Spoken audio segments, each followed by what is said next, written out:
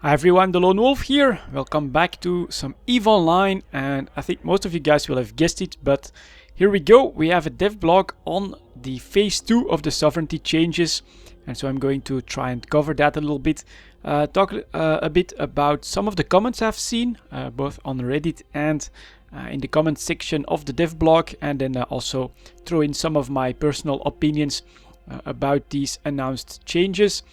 As always, with stuff like this, I should remind everyone that all of this is work in progress and subject to change. But here we go, dev blogs, politics by other means, sovereignty phase 2. Now it's a very lengthy dev blog.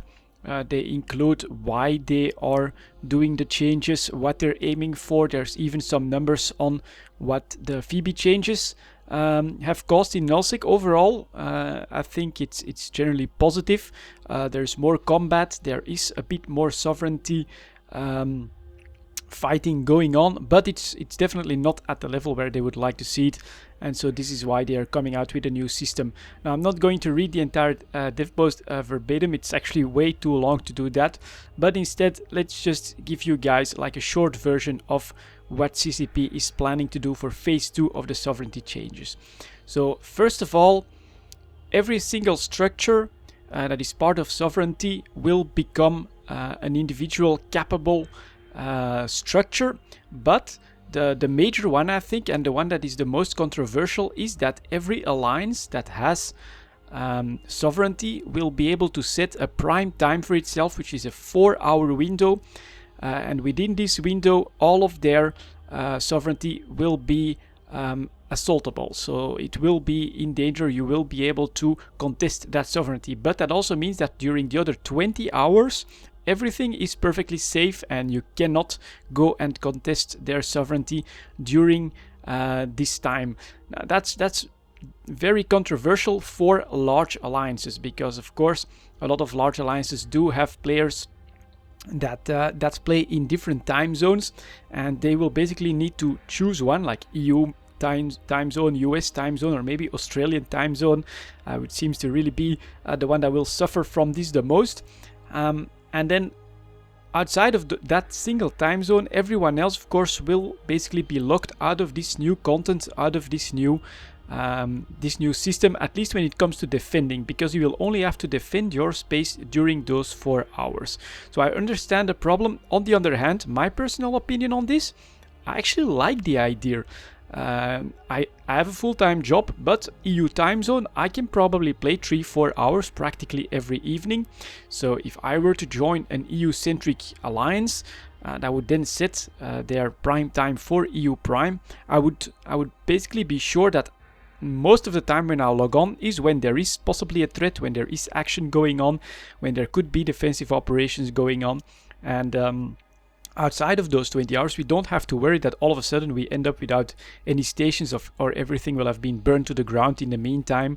So personally, I like the system because for smaller alliances that can actually focus their entire membership on a single time zone, this can be very useful and can definitely help people to stay engaged in the game and to make sure that they'll have the most fun out of the time that they play EVE Online. Now, one possible solution, I've seen things bounce around, ideas being bounced around to solve this a little bit as well. My personal opinion on this, how would I fix this? Basically, for larger alliances, make this something that will actually punish larger alliances by making their window bigger.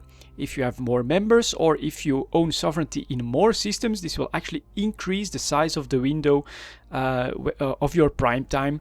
Or another possibility would be you have the primary window of 4 hours, but because you have, let's say, 1,000 members, or because you have sovereignty in 20 or 50 systems or whatever, that means that there is time being added in a second window. This would actually allow you to, let's say, your EU prime for the entire alliance. That's your first 4 hours. After that, because of how big you are, you've gathered 2 extra hours. Well, you can put that on US time zone to give those guys something to do as well.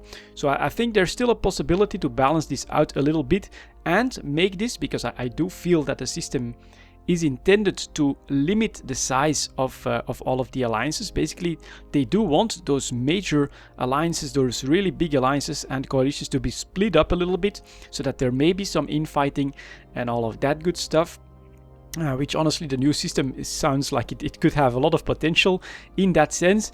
And so to help this, you know, you could say that for very big alliances, you could make like a second prime time that they could or would be forced to actually set for themselves, where their sovereignty would become vulnerable. I think that's actually a solution to the most controversial part of the changes. But there will no longer be any shooting at structures. That won't be the way you cap sovereignty anymore. I think a lot of people will be pretty happy about that, except maybe some capital pilots and dreadnought pilots. You know, they may be wondering what their job is going to be from that point on, which, by the way, should be June. I should maybe mention that as well. The idea is to deploy this in June. So what's going to replace the shooting of structures? It's a new module called the Entosis link, and the Entosis link will be a high slot module, which you basically activate on a capturable structure like an outpost or any other sovereignty related outpost, and then several timers during which you need to keep your lock will be activated. The first one basically to make sure that well, you try and capture it, basically to break the firewall, I guess in lore wise is how they'll try and explain this. If you do this for like 4 minutes, I mean, the exact details are in the dev blog, check it out if you want to know all of them, but again, those are subject to change and balance. But let's say for the first 4 minutes you've been able to use an Entosis link on an outpost, there will be a warning sent to the alliance that you're attacking, that hey, someone is contesting your outpost right there. After that, a second timer is activated, and depending on how active they are in the system, the time to bring the structure into reinforce mode can be extended. But a second timer is activated. You keep your Entosis link active on that, and then yeah, basically, if you manage to keep it active during the entire duration that you need to, depending on several factors, the structure will go into reinforce, and 48 hours later we go into a second phase. Now it's a decently intricate system. A single Entosis system from the defensive alliance can basically stop your attempt, but adding more links onto the structure won't help you. So it's really one of them is enough to start capping it. One of them from the defensive alliance will actually stop all of this, and then it doesn't matter if you come with 100 extra, as long as this one guy from the defending alliance has his Entosis link on the structure, there's nothing you can do about it. You need to kill that guy first for the timer to continue. But at least it's going to replace the POS bashing, and potentially, from what I read in the dev blog, if you are in a completely uncontested situation, where basically they are not using the space, they're not coming to try and defend their structure that you're assaulting, you can put something in reinforces as little as 20 or 30 minutes. So that's obviously a major change compared to the system at the moment. I think the major wet dream for everyone is that in the next phase, this Entosis system is actually going to help us clean up inactive POSes. Let's say that you could use that on a POS without shields or something like that, or maybe first a timer, disable the shields, and then make a POS your own, unanchor it, and go sell it. It has potential in other avenues than only the sovereignty changes, in my opinion, but that is basically the first phase, or what is going to replace POS bashing in the first in this next phase. That is the Entosis link, which well, depending on how much you're contested, you're looking at possibly 20 or 30 minutes just to reinforce a structure. Now after that is where the really big change comes, because 48 hours after you've reinforced a structure, there will be a second phase that is completely different from what we have now. There will be, let me see if I can actually go to a picture that can show this off. Man, look at how big the dev block is. Yeah, here we go. There will be a set of objectives to capture throughout the entire constellation in which you're assaulting the structure. these nodes have an equal chance to appear in any system in the constellation, regardless of who owns the sovereignty in the other system. So you could even be going in someone else's space as well for those objectives.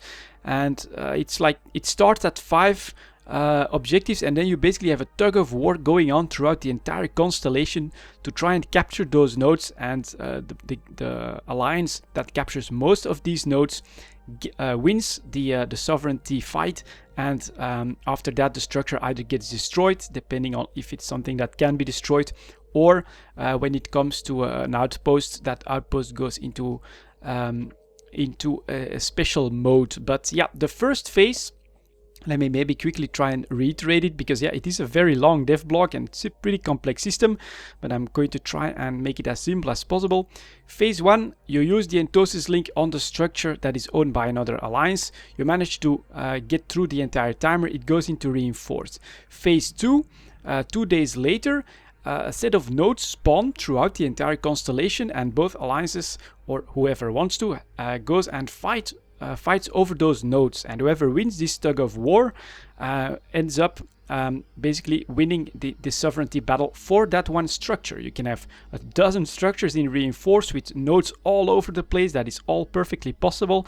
I think it's a system that is hard to completely control because of how it can escalate very quickly with more structures that are getting reinforced. And then well, basically that is the new system in a nutshell, but there are still a few things, at least 2 other elements that I think I should mention. First of all, it's this Freeport mode.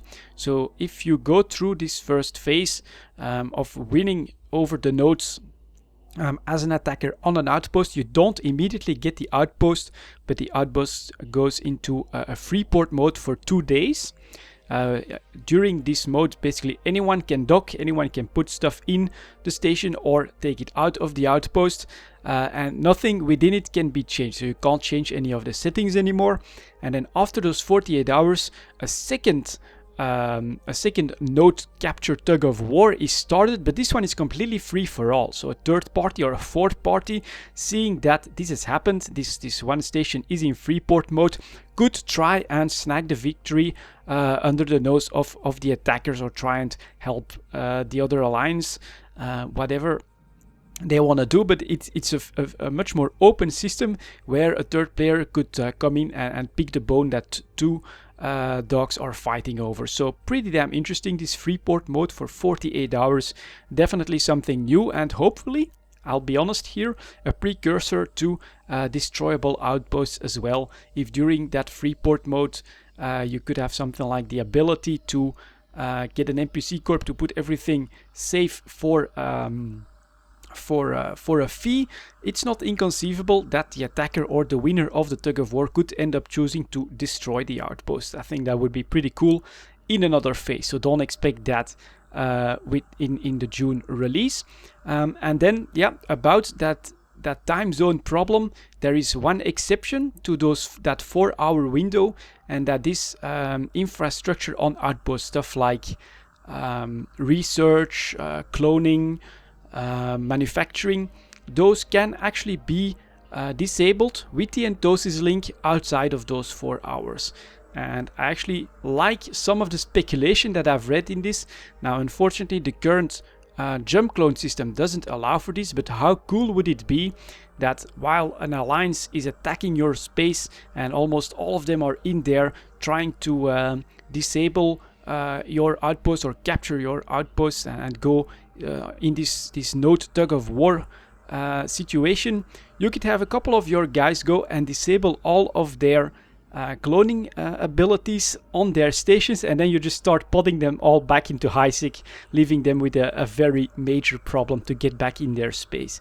It's not possible because of the way jump clones work at the moment, but change jump clones to allow you to set like a secondary station, a tertiary station, etc. within your own sovereignty space. And yeah, the potential for this kind of underhanded warfare is actually much more likely with a system like this. And so I personally like it. I do know that this will favor the attackers by quite a lot, but the aim of the system is to make it much more fluid, to make it so that if you want to have sovereignty, you'll have to be using the space to get the bonuses to provide you with a better chance of defending yourself. And I do think also to cut the size of the alliances down a little bit so that there is more conflict, more different parties fighting over stuff. I agree that it's a griefer's paradise, this kind of system. You know, you could form small squads and really go and annoy alliances that don't use their space all too actively. But my personal opinion on this, it's a very good step in the right direction. And it actually makes me consider Nullsec starting this summer. So it's something that I'll definitely have to think about. But yeah, sovereignty changes phase 2. I think it's a lot of words that everyone will have to digest. Of course, CCP is eagerly awaiting all your comments, your ideas, your feedback. So if you have them, head to the comment sections and let CCP know exactly what your ideas are or what you think about this new system. But me personally, I see a lot of potential in that, and I may start hunting for a nice EU time zoned Nullsec alliance to do after my wormhole excursion this summer. It all sounds pretty good to me. Thank you very much for watching, guys. I'll see you all next time.